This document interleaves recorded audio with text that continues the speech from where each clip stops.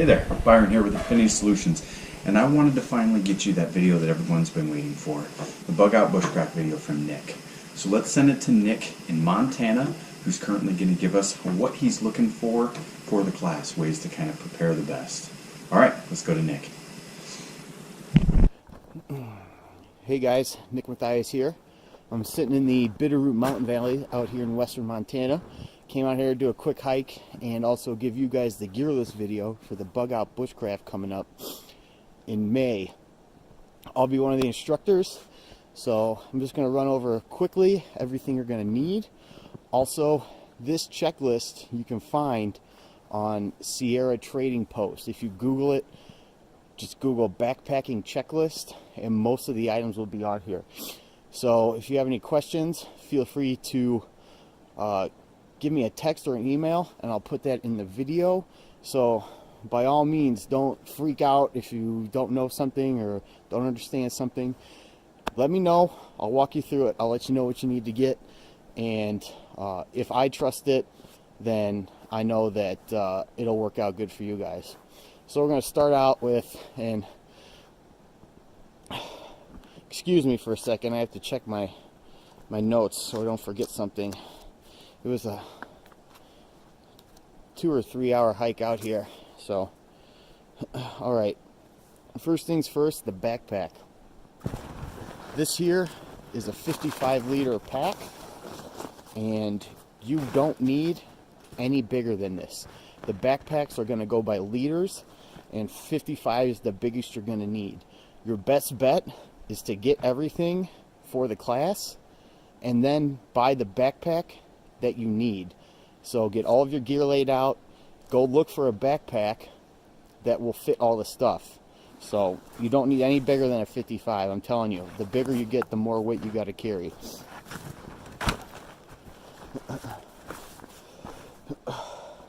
Next thing you're going to need is a tent or a bivy sack. It can be a one-person bivy bag, or if you're coming with a group, you can bring a 4-person backpacking tent. That's nice because you can divvy up the weight between a couple people. If you just want to sleep out under the stars in a sleeping bag, that's fine too. I at least recommend bringing a tarp.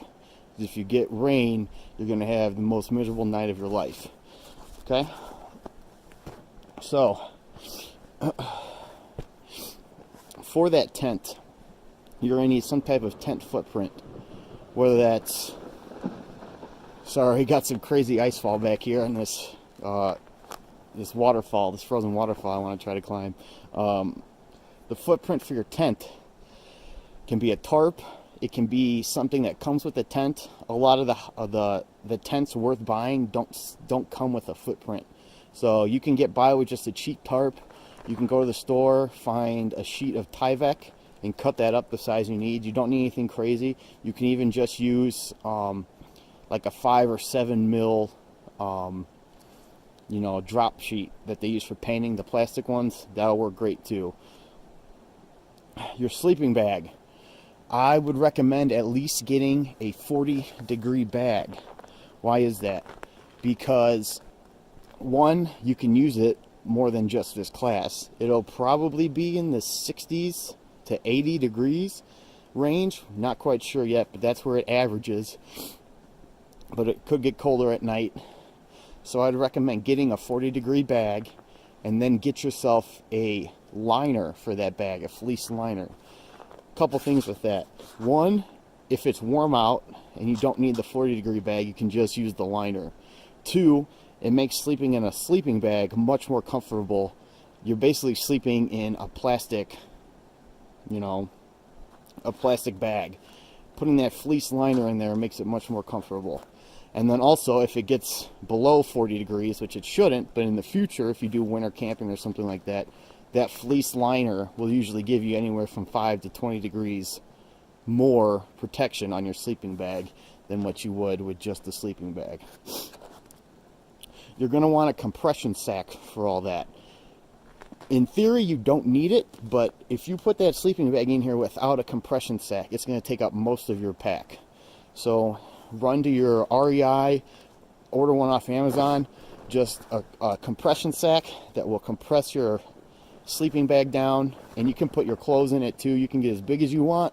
You can put everything in it and then put it in the bag. It's up to you. They sell them all types of sizes. They sell ones that are waterproof, that sort of thing. You're going to want a map compass. A lot of you guys are familiar with the linstatic compasses. I'm just going to pull mine out real quick to show it as a...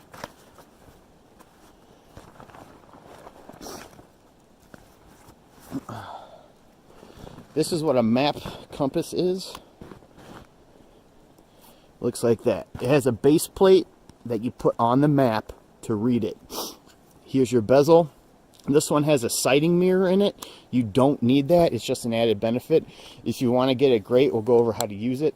But navigation with one of these is going to be part of the class. If you have an old style linstatic compass, like the military style, you can bring that. We'll teach you how to use it. But you're going to need one of these, because this helps you read topographical maps and your national forest maps, that sort of thing.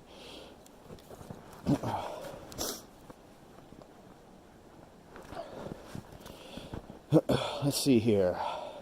You're going to need some type of whistle. A lot of backpacks sell them. Like this pack has one on it. It's garbage. I mean, I guess it's better than nothing. I recommend the Fox 40 whistles. They are really good whistles, and they cut through a lot, and they cut through way further than your voice ever will. And it's going to be a requirement for the class. That's how, if we get split up, you're going to signal for an emergency, that sort of thing. So that's a requirement for a class, so make sure you bring one. And a little side note, for wintertime stuff, the ones that have the little pea balls in them, those can freeze up, so try to avoid those just for future reference. Bring your cell phone for taking photos, and I'm also going to have you guys download an app called Gaia GPS. Works anywhere in the world that you have a GPS signal. With your cell phone, you don't need cell service. You can be out in the middle of the Pacific Ocean. If you have a GPS signal, you can see where you're at. And you can map it, track it, see how far you've gone, that sort of thing. And also for emergencies if we have cell service. You're going to want a pocket knife of some sort. It doesn't have to be nothing crazy. Just any old pocket knife will do, preferably one that locks. But it's just a backup to your fixed blade that you're going to be required to have. Also,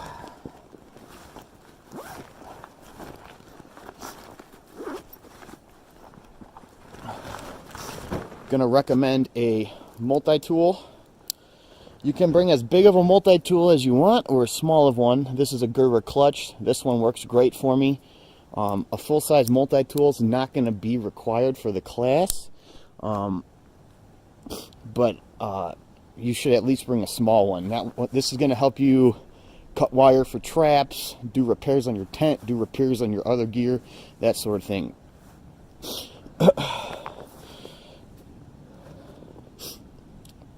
You're going to need some type of fixed blade knife. What we're aiming for is a fixed blade.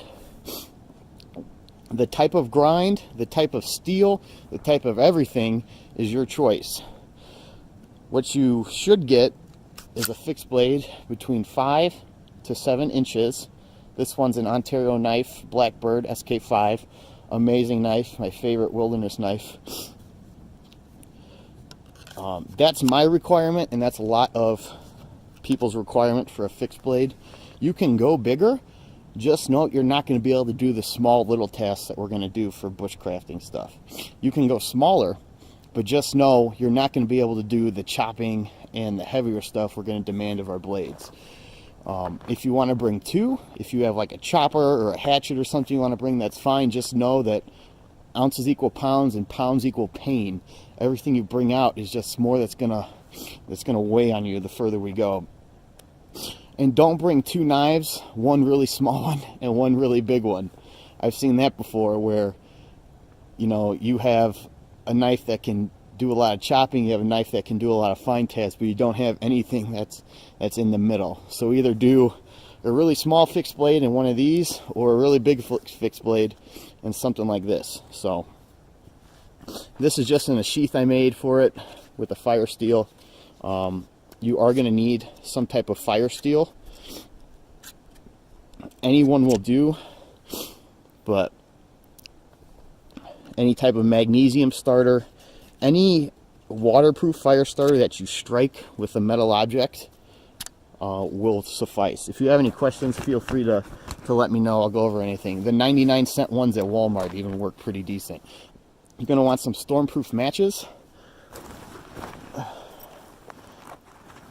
Any old stormproof matches will work. They light better in windy conditions, wet conditions, anything. You're going to want some type of lighter. The Bic lighters work the best. Zippo lighters are okay. They run out of fuel real quick. If you get them wet, they won't work worth a damn. If you have the survival Zippos that are like a sealed butane lighter, those are good. But a regular old Bic lighter has never failed me. You'll need some type of headlamp and a flashlight setup. My favorite headlamp I'm using now is the Petzl Tactica. I've only had it a little while, but having used dozens of headlamps, I can tell you this is my favorite one. So, looks like this, camo headband, and this one, yeah, this one even has a whistle on it.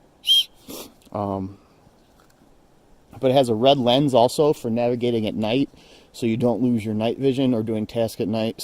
And then it has 3 modes: dim, you know, a middle, and then a high burn.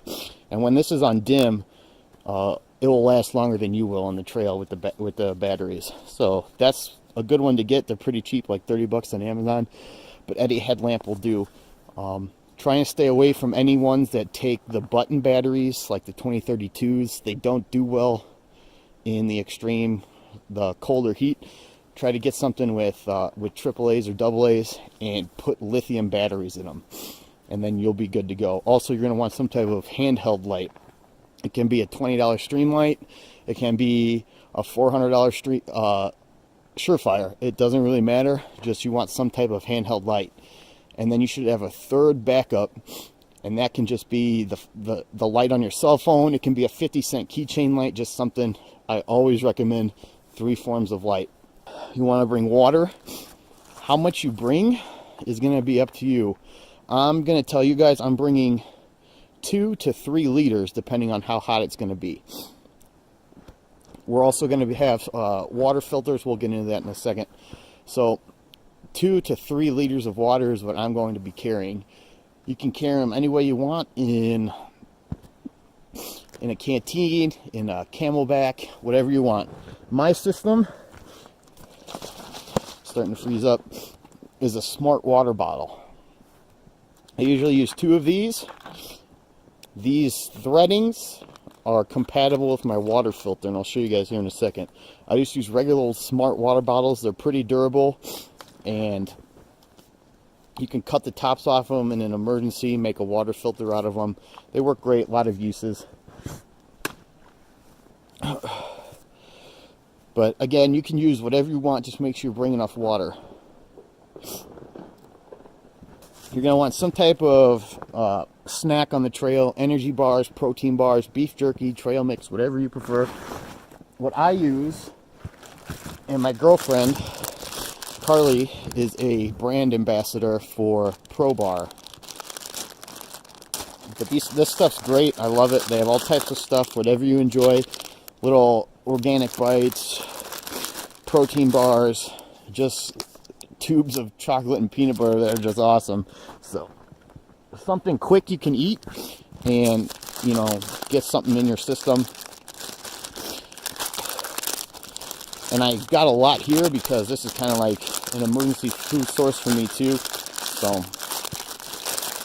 trail mix, beef jerky, Snicker bars, something that's got a little bit of carbs, a little bit of sugar, and preferably a little bit of protein in them. Something in between meals that you can eat.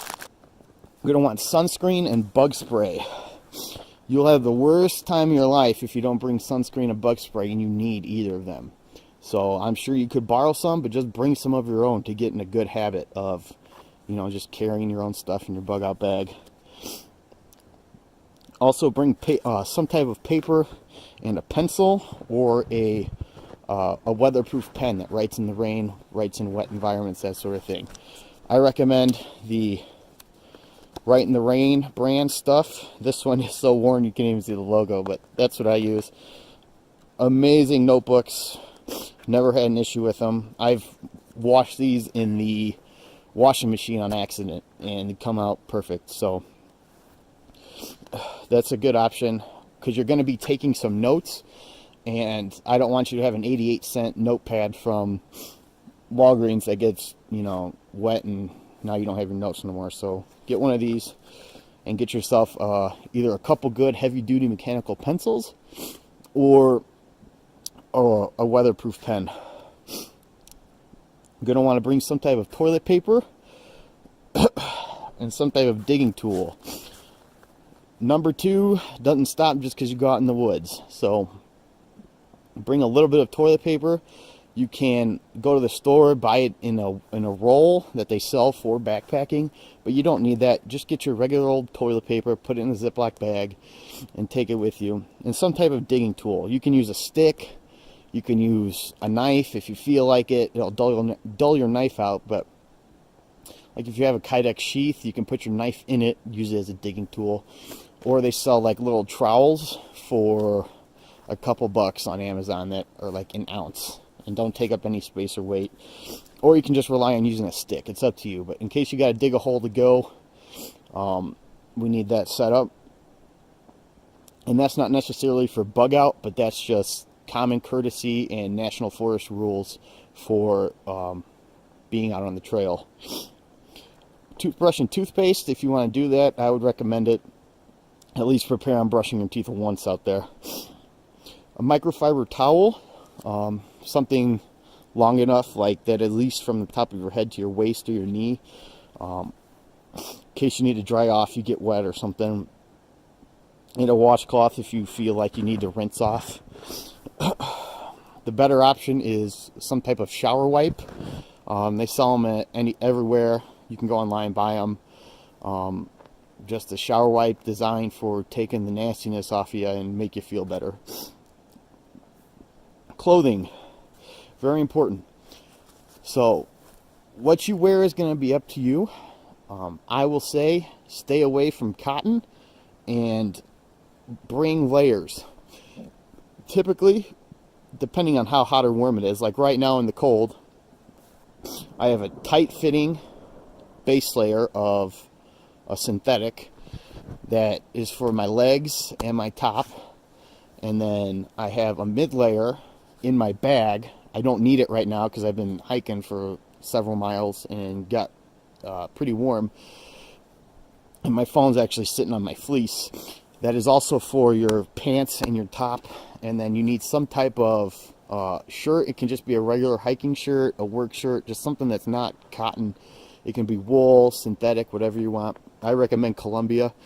It's great for ballers on a budget and works pretty good durability. You want a good underwear. The tighty whities ain't going to cut it. I use Adidas Climalite. It's the best underwear I've ever had. Works great everywhere. Really durable. I've had one pair for a year and a half, and the only thing I've had to do is cut a couple threads off of it. The best is Ex Officio, but you're looking at $30 for a pair of underwear. So Adidas is the best for the ballers on a budget. You want a rain shell as well.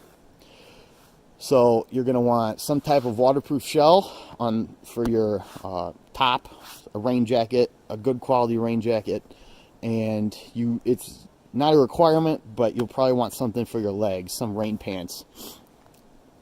And you can waterproof all that stuff with like Nick Wax or anything that is designed for waterproofing clothing. And then for my pants, any good tactical pants will work. I love ripstop pants. I use these CQR ripstop ones. They work amazing. The more waterproofness, the better. Just know the more waterproof something gets, the less body heat and less moisture that it will let vent from you. So you might get a little moist on the inside. But yeah, I love these pants in particular. I put a crampon spike through these in Iceland, and they didn't tear any more than just a little hole, and stabbed myself in the leg with a sharp branch, and the hole stayed the same size as originally. So great ripstop pants. If you want to do the convertible ones, you can. The ones that zip off into shorts, that's up to you, though. I personally don't use those, but whatever floats your boat. Hiking boots. Very important. This could make or break your whole trip. So whatever brand you get, I wear the Salomon Ultras, GTX Ultras 3s. The best hiking boot I've ever worn. They're a combination between a trail runner and a regular hiking boot.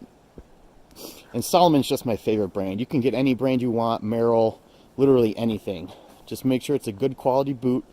You have good insoles in them that fit your feet, and you've worn them before you come out for the class. It's very important.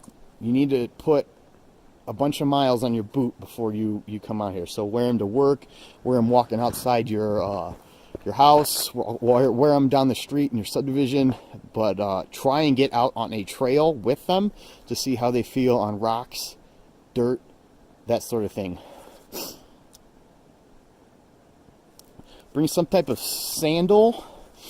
Again, it's not a requirement, but when we're walking around camp, it's just one of them things that feel good to get out of your boots for a little bit, get out of your socks, let your feet vent, and you know, just kick back. And then if you got to go to the bathroom in the middle of the night, it's way easier just to throw on a pair of flip-flops to get out to go to the bathroom than having to put on your socks and your boot and get out.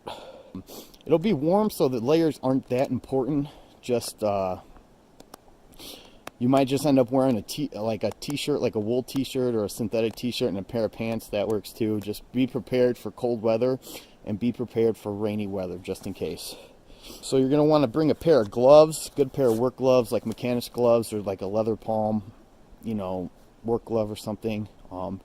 Good to protect your hands. We'll be doing some knife work that might protect your hands from getting cut, that sort of thing. So just bring doesn't have to be nothing special, just even a cheap pair of, you know, rubber, leather, whatever work gloves you prefer to wear. Bring some sunglasses, no brand in particular, just something to protect your eyes. I also recommend bringing some safety glasses just in case. If it gets dark out and we need to do some work, you want to protect your eyeballs. Wearing sunglasses at nighttime kind of sucks. So bring a pair of clear safety glasses if you want. That's up to you though, but definitely bring sunglasses. For cooking gear, it's up to you what you want to bring. This is a bug out class, so you know, in a bug out situation or survival situation, we might not have time to cook.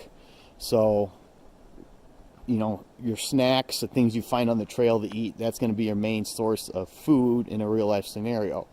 Now, when you're out in the trail after 7 miles of hiking, you want, you know, a good cooked meal. That's up to you.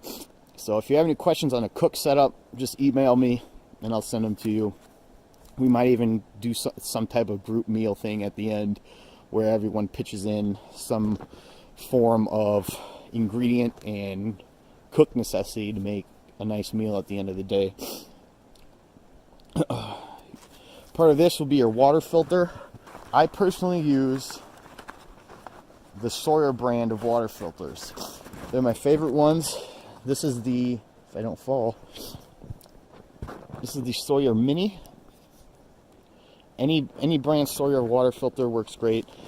Any brand water filter will pretty much work anyways. The Life Straws work great. I just wouldn't recommend them in this scenario because you have to get down at the water level to filter and drink at the same time. With this system, you can fill up, filter as you go, and that sort of thing. Any questions on water filters, let me know. These Sawyer Minis right now are selling like hotcakes. They're dirt cheap and they work amazing. And they're a good family-oriented, ethical company I like to buy from.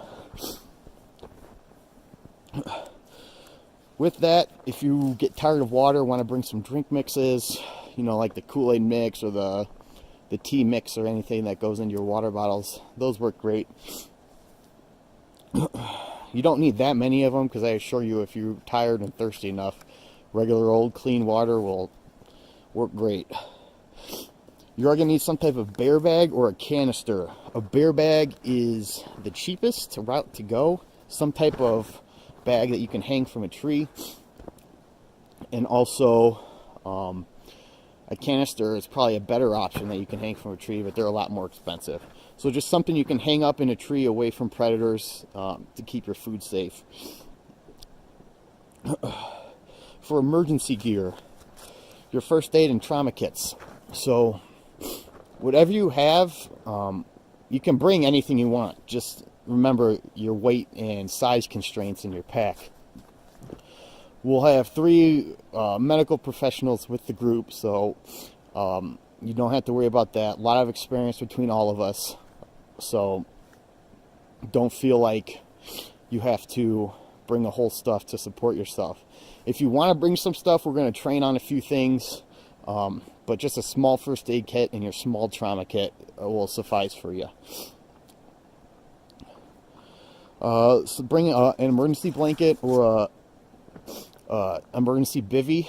The bivvies are better. It's like a sleeping bag that's made out of the Mylar emergency blanket material. Whatever one you choose is fine, but the bivvies are a better option. Bring some type of signal mirror. I have one on my compass, like I showed you. I also have a dedicated one, and we're going to go over using a signal mirror. It's a great piece of kit, cheap, and it's universally known from aircraft, you know, as a good way of being found or signaling, you know, other people in your group. Like I said, you'll need some type of fire steel.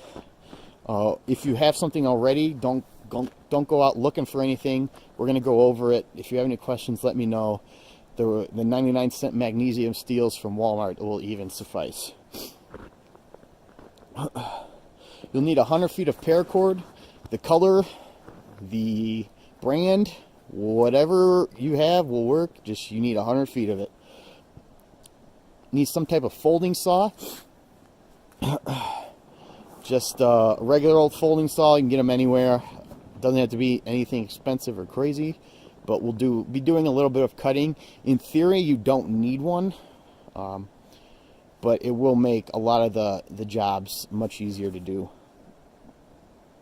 All right, and some things that aren't required but are probably a good idea, or just some comfort items. A mosquito net for at least your face. Might not be a bad idea depending on how warm it is. A hammock. If you're not a tent person, you can sleep in a hammock setup, and then also get the mosquito netting for that. Bring some hand sanitizer to clean up afterwards, especially before we eat. Or just use your regular camp soap if you're bringing that. And then the final thing will be a battery pack is a good idea. If you have any rechargeable items, headlamps, flashlights, your cell phone, you're going to be able to charge that off the battery pack. Again, not a requirement, just a nice to have item. So that's about it, guys. That's all the requirements I have for you. If you feel like something's missing, you can email me, but it's probably something we're going to bring for you to show you how to do. So there's a bunch of items I'm bringing for the students that aren't on the list. So if you feel like something's missing or have a question, just feel free to email me or text me, and I'll let you know what's up with that. So again, guys, my name's Nick Mathias. I'll be doing the Bugout Bushcraft for Infinity Solutions. That was the gear list. So if you have any questions, again, just get a hold of me. All right, peace. Real quick, I want to apologize a little bit for the editing here. I had to do a little bit of editing for the video because Nick has so much information to give us. The next thing is, I'm not a video editor, so with that, I appreciate it. Thank you so much for watching the video. If you have a chance, check us out at infinitysolutionsusa.com. Thank you very much. Stay dangerous.